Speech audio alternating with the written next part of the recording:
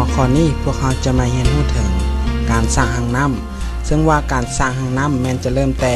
การก้าเกี่ยมพื้นหางน้ำการแต้มวงบนหัวใดจนถึงการทาสีแผ่นเหล็กการสร้างหางน้ำ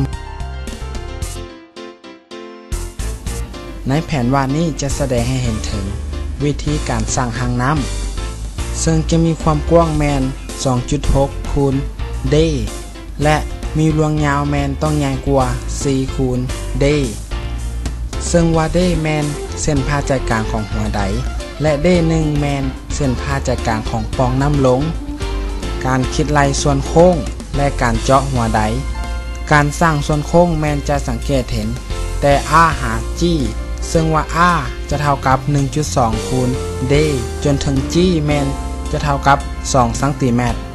สิ่งที่สำคัญในการสร้างหางน้ำแมนจะต้องหู้เส้นผ่าใจกลางของหัวใดหลังจากนั้นก็นำมาคิดไล่และสุดท้ายก็จะได้ขนาดของหางน้ำเริ่มจากการก้าเกี่ยมแผ่นไม้ซึ่งแผ่นไม้แมนจะต้องหนา 2-5 ซนต่อมาก็เริ่มจากการวัดแทกขนาดของพื้นหางน้ำซึ่งว่าได้จากการคิดไล่ของสูตรการคิดไล่หางน้ำ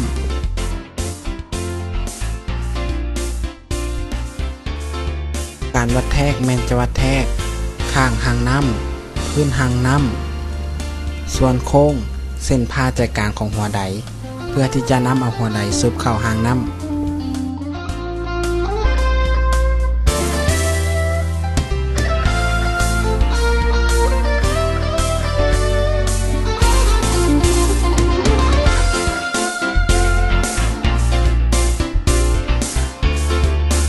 เมื่อสำเร็จการวัดแทกแล้ว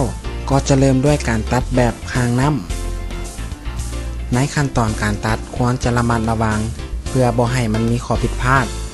จะต้องตัดให้มันถึงจุด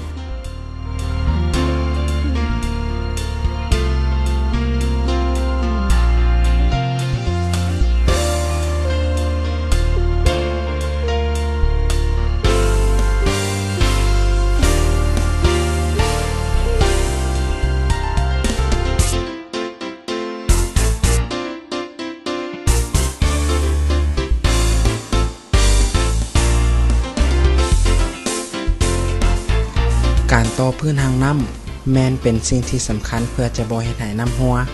ฉะนั้นถ้าพวกเขามีเครื่องกบก็จะควรกบข้างเพื่อให้มันแน่นหนา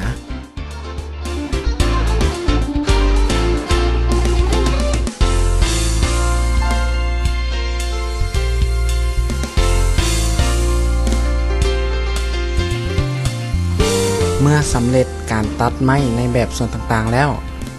ก็จะเริ่มการประกอบพื้นหางน้ำโดยการตอกเหล็กตะปูติดในส่วนของการประกอบจะต้องให้แน่ใจว่าเราประกอบนั้นมันแน่นหนาเพียงพอ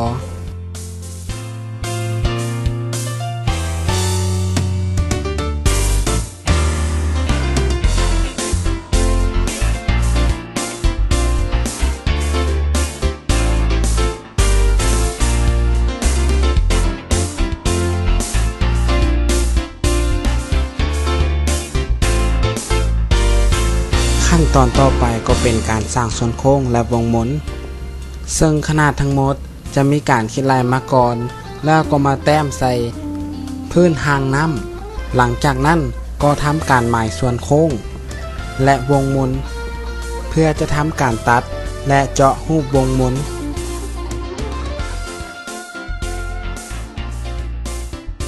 การหมายส่วนโค้งอาจจะใส่แผ่นเหล็กสวย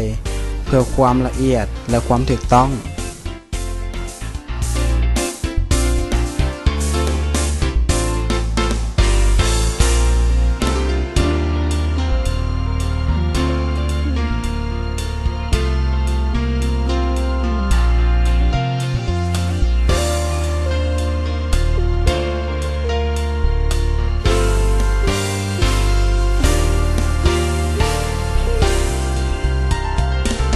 การวัดขนาดหูสำหรับเครื่องไฟฟ้าน้ำหยอดจะเท่ากับเส้นผ่าใจกลางของหัวใดบวกกับ 1.5 ซนSí, pues. Sí,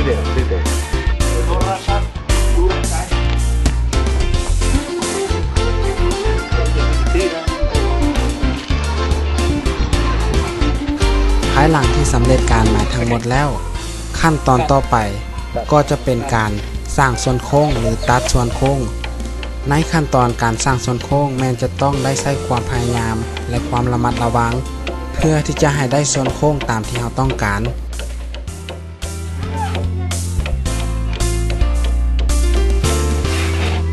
บ้านโค้ง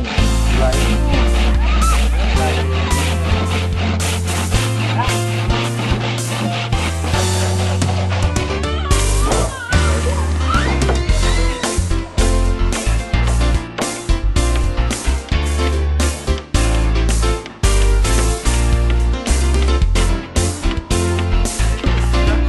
การเจาะหูสำหรับหัวไดเครื่องไฟฟ้าน้ำหยอดแมนจะใช้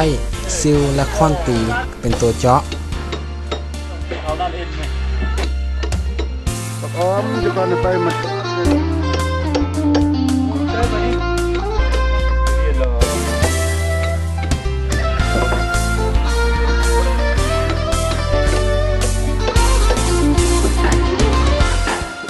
ภายหลังทำการเจาะหูสำเร็จแล้วพวกเขาก็จะทำการพับแผ่นเหล็ก